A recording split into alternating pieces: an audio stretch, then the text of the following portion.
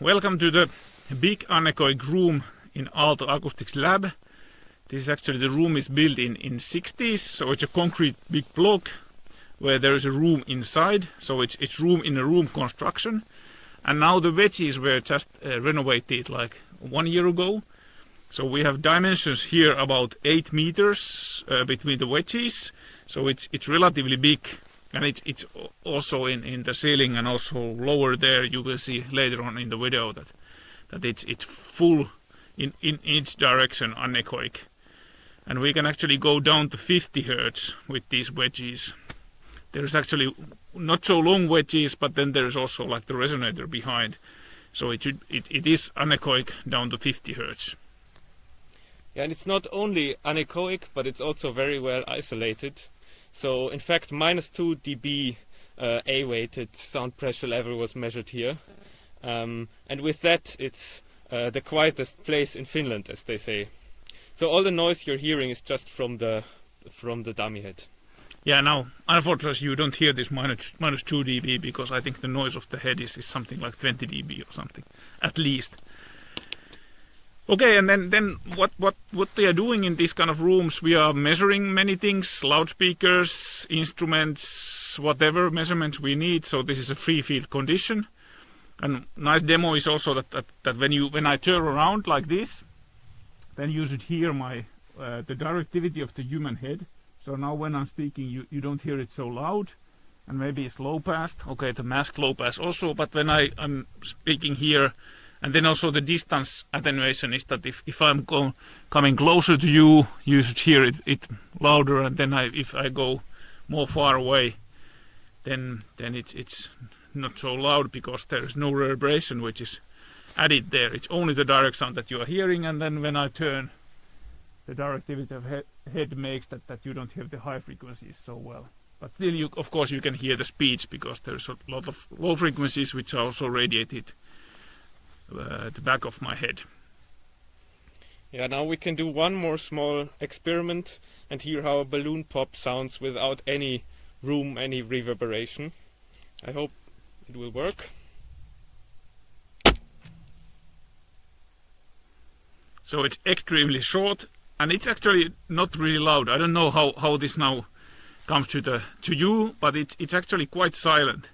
And the reason is that it's so short in time that the loudness integration in our hearing is about 100 milliseconds, and so it's so short peak that we don't hear it so loud as we hear it in the corridor, because in the corridor it's exciting the space, and the space is reverbing, and then you have like more time also to integrate all the loudness together.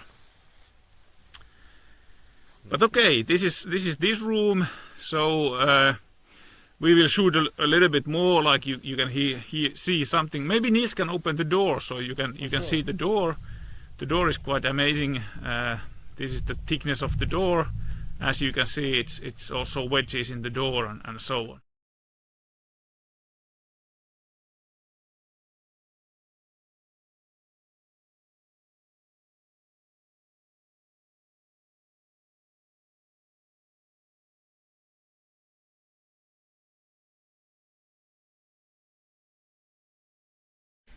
Okay, welcome to the variable acoustics room. So this used to be a reverberation chamber, so concrete block where there was a really long reverberation, but last year we installed this kind of variable acoustic panels. You can see all the dark panels here. Probably you can see also a little bit that there's small openings. So now all the panels are open, and then this is quite dry, the room. As you can hear, there's not much reverberation. But then with this automatic system, I can actually close all the panels, and now I close them. So you hear a lot of noise, because now the panels are closing. And then all these openings are closed, and now you hear actually the reverberation also much more. So there is now it's much more reverberant, about 1.7 seconds or something. A relatively small room, but quite long reverb.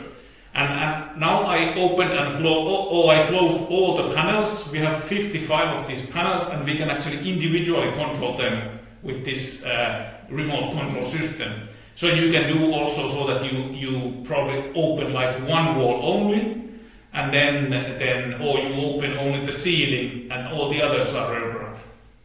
So what is this used for? We have done a lot of measurements here with the different conditions, because now it's nice that the geometry is not changing, but you can change the absorption material, the amount of absorption material on the walls, and then you have like different room acoustic conditions, and you can do a lot of measurements here.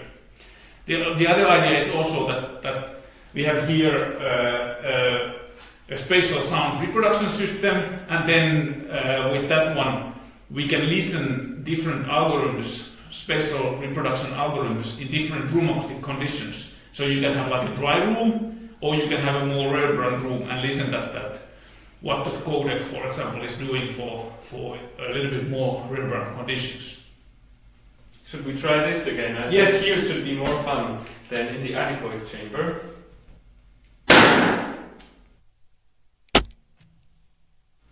Okay, it was exactly the same size of balloon, and you heard that it was much louder here because we have a lot of reverberation.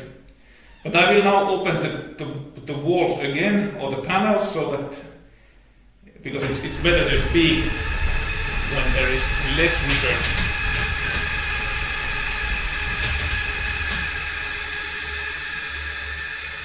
Okay, now they are open, and now the reverberation is gone, because then from the openings the sound can enter to the panels, and there is actually almost like 10 centimeters of mineral wool in these panels. So now you basically have mineral wool everywhere, also in the ceiling. Okay, now we are in our listening room. This is a standard listening room, so it's built on ISO standard. I don't recall the number. But it's kind of a standard living room, so reasonable size room where you have some diffusers on the side walls, and then also the back wall is full of diffuser behind you. And here we have 9 loudspeakers, so it's kind of 9.1. Here's the subwoofer. We have this large Genelex. Then we have also 4 in the ceiling. So here you can do standard test for 5.1, 7.1, 9.1 and whatsoever. This is also room in a room concept built, so it's also isolated from the rest of the building, so that it's really silent here. Also really silent cooling system and so on. So this is really good for doing like standard listening tests. Yeah, actually right now we even have one of our OptiTrack systems set up here. So we're also doing tests with that, tracking the listener position. And then, yeah, that's nice to have such a room for real virtual tests as well. And then I think now we should just listen to some music in here, which is the best thing you could do here. It's actually, and I think I have just a 5.1 recording that I quite like. By the Flaming Lips. Should we play it? Yes. Okay.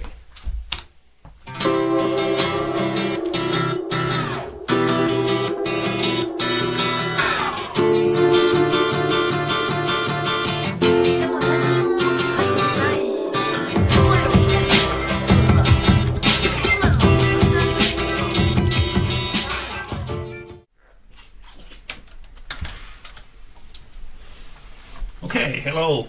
Welcome to our listening booths.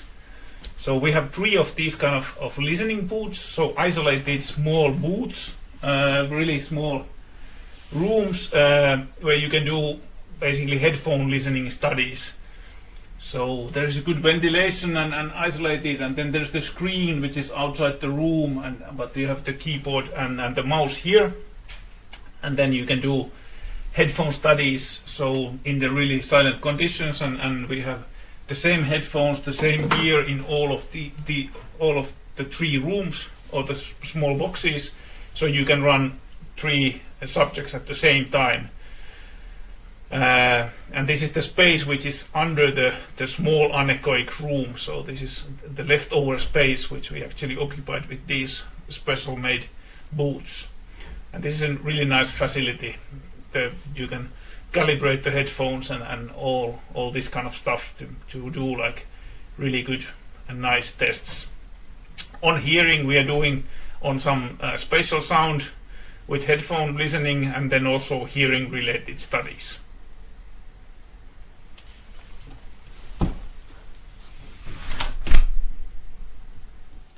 Hi. Okay, this is Vilska, our multi-channel playback room. You will see 45 Genelec 1 loudspeakers in here.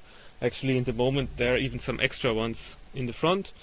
And this is also an anechoic environment, so there's absorbing material behind these grids. We use this room to test spatial audio algorithms, the new ones, and also especially to reproduce the acoustics of different spaces, like Tapio has been doing with the concert halls. Yes, I play a short demo to you. So these are the concert halls that we have measured with the loudspeaker orchestra. So there's like 32 loudspeakers on stage, and then we have a spatial impulse responses from all of these, from different concert halls, and then we actually do the sound processing and then the convolution with the anechoic music later on, which enables us here to jump from hall to hall while I'm playing.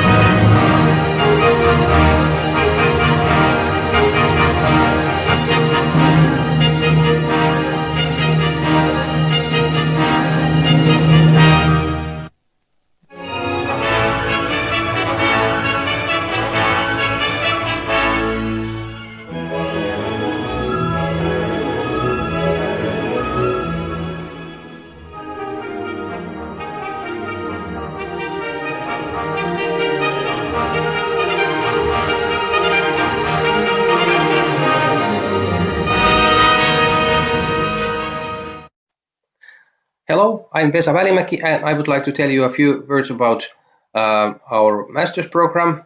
So this is the master's program on acoustics and audio technology. It's a 2-year program, where on the first year you have many interesting courses, and on the second year not so many courses anymore, but then you can do the master's thesis on an exciting topic of your choice. This program is free for EU citizens, and all our courses are given in English. So it's very well suitable for foreigners to study all our courses.